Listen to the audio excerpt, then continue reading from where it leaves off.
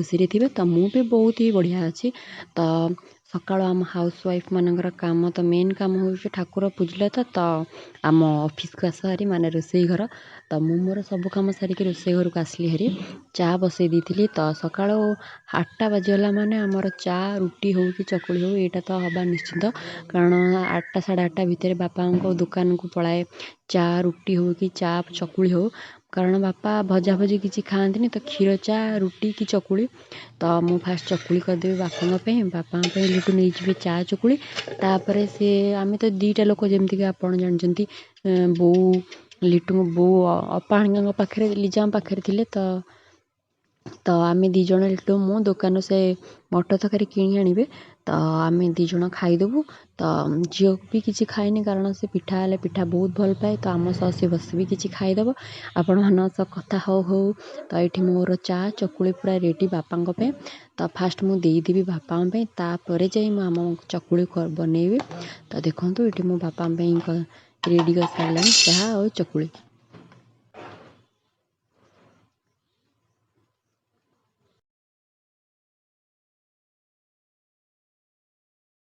friends good morning Monalisa lifestyle आपण मैंने समस्त को स्वागत तो आशा करछि आपण मैंने समस्ते आपण मन परिवार हसर खुशी थे तो मो आज गुरुवार तो सका उठी सब ठाकुर आज मुझे 4:50 उठी कारण बहुत कम था तो कौन कम था से तो मुझे कहबिनी पर वीडियो देखले जानवे तो घर को जड़े नुआ गेस्ट आसवे तो गेस्ट नुआ प्रथम थर पर आसवे फास्ट टाइम आम घर पाद देवे तो किए कौन से तो वीडियो देखिले आपण मैंने जापर तो मुझे उठिक जहाँ भी कम था से तो सारिक आहर भी किसी अलग कम था से सब कम सारी ठाकुर पूजा सारी एवं बापा नहीं जाइए चा चकुली तो आम 2 जन लोक तो मु मटर सिझे घर मटर तरकारी कली तो से मटर तरकारी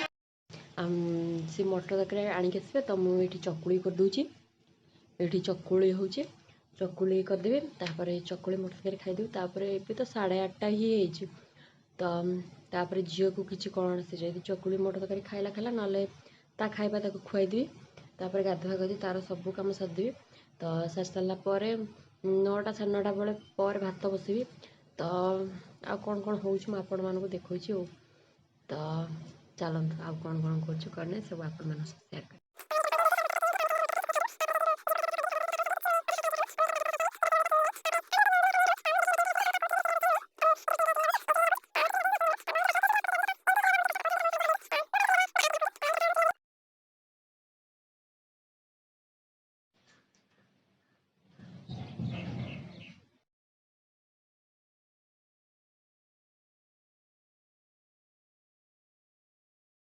तो जब चुली लगे ना बहुत ही खुशी लगे कारण चुली लगी आसनी तो बहुत लेट हो जाए तो लगिगला मात्र ही मु भात बसईदेली कारण जल्दी जल्दी ही रोषे करदेवी बस किसी ना भात डाली आलू भत्ता ही करार अच्छे तो जमती कि आसबार अच्छा तो किए तो से आसु आसु राति हो जापे तो मुझे कहीं भी रोषे करी घरे कौन भी परिवार नाला आ गुरुवार तो आइंस भी किसी हेनी तो भात डाली आलू भर्ता करदेली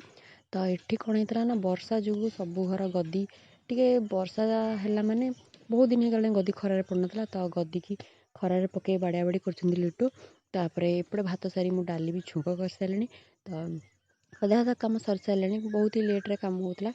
तापर कौन कल डाली सारिक आलू भर्ता सिंपल आलू भर्ता बस तेलर टीका गोटे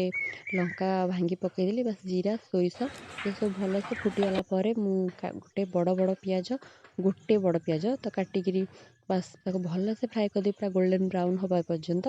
तापर बस आलू रे लुण पकई बस भलकि पूरा तार जो गेटी गेटी थी ना ताको पूरा माखन से चकाड़ी बस पेस्ट पकईदेवा कड़े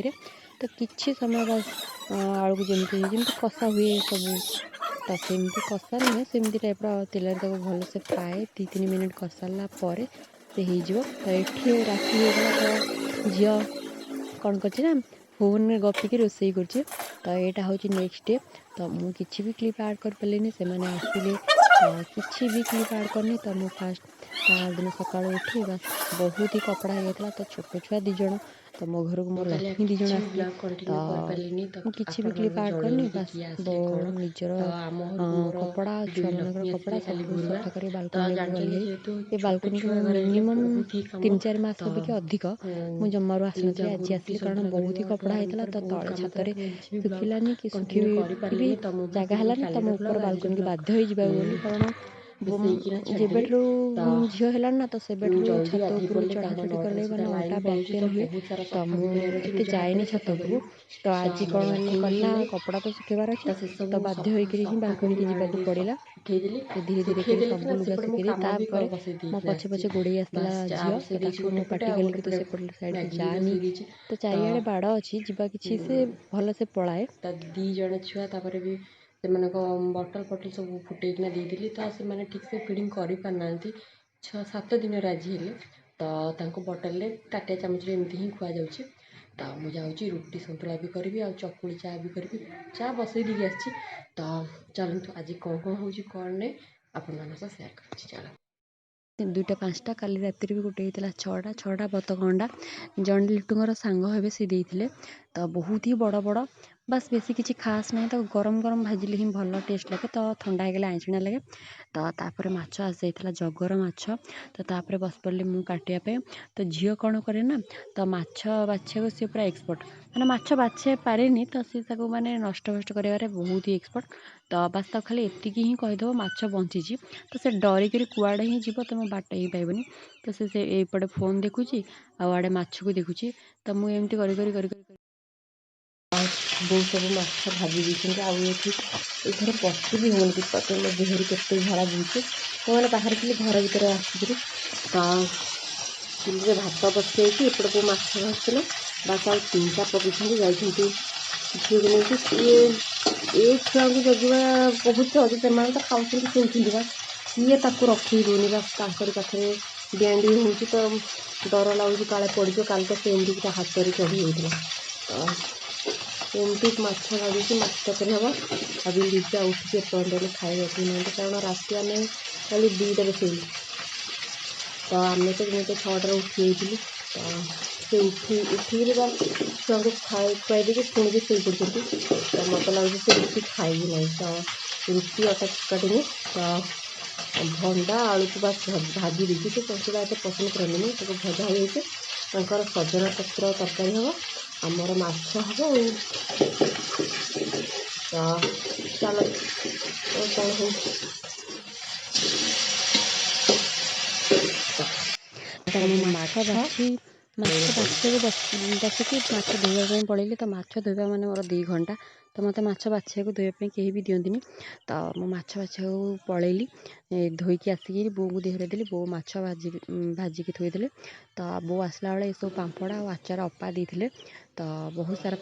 ବଡ଼ି ଯେମିତି ଲାଗୁଛି କି ମୁଁ ବେପାର ହିଁ କରିବି ତାପରେ କହୁଥିଲା ଇନଭର୍ଟର ଖରାପ ହେଇଯାଇଛି ତ ଏଇ ଇନଭର୍ଟର ବ୍ୟାଟେରୀ 2ଟା ଚେଞ୍ଜ ହେଇକିରି ଇନଭର୍ଟରର ବ୍ୟାଟେରୀ ହିଁ ଆସିବ ତ ଏଇଟା ଆମ ବଡ଼ ଗାଡ଼ିର ବ୍ୟାଟେରୀ ଲାଗିଛି ଇନଭର୍ଟରରେ ତ ଏ ବ୍ୟାଟେରୀ ରଖୁନି ଚାର୍ଜ ତ ସେଥିପାଇଁକା ଏଇ 2ଟା ବ୍ୟାଟେରୀ ବଦଳାଇ ଦିଏ ଆଉ କିଛି ପଇସା ଦିଆହେଇ ତାଙ୍କ ପାଇଁ ଆସିବ ତ ଏଠି ଲିଜାଙ୍କ ପାଇଁ ବା ସଜନା ଆଳୁ ବଡ଼ିର ତରକାରୀ କମ୍ ମସଲା ଦେଇ ମୁଁ ବନେଇ ଦେଇଛି